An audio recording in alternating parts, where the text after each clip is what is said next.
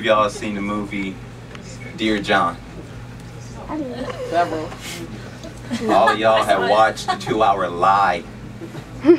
But we'll get into that in another poem. But what I'm going to try to do is try to grasp the bit of truth that was in that movie that I don't think that they fully expanded on. The name of my poem is called Letters. Although it takes great distances for our letters to come together, I still feel that we're as close as deep kisses is, like a teenage love affair in its innocence, but with a touch of mischievous. As I'm listening, reading hers.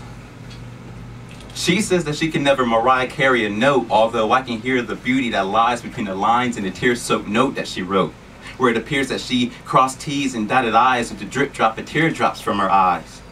And at the end point of every pen stroke, I can almost pinpoint where the ink broke, and she took a moment to wipe her nose because she was becoming so emotional, to the point that it started to overflow and that feeling started to choke her throat. I try to believe myself to be a stronger man, but that kind of guilt can start to kill. And even the strongest man will die, or at least tilt. So I try to push all that aside, because it is in her that I confide. And I know that she does the same for me, and she has a reason to strive. So in my reply, I try to metaphorically wipe those tears from under her eyes, reassuring her that I am her only guy, and she is my Gaia, my planet Earth in this complex universe.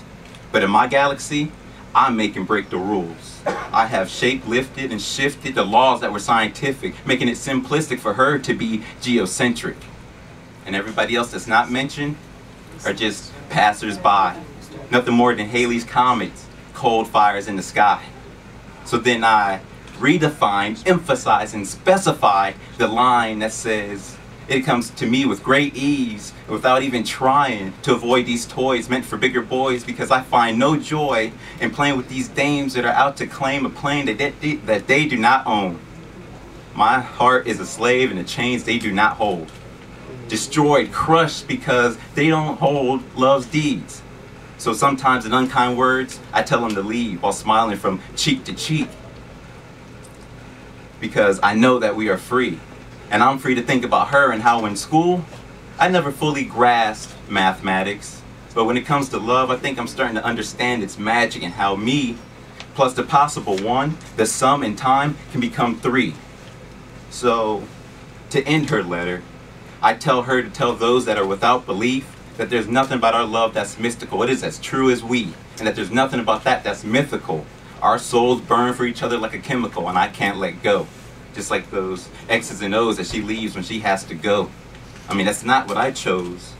I know that when I come home, I'm going to give her so much more, so I simply sign, in due time, sincerely yours.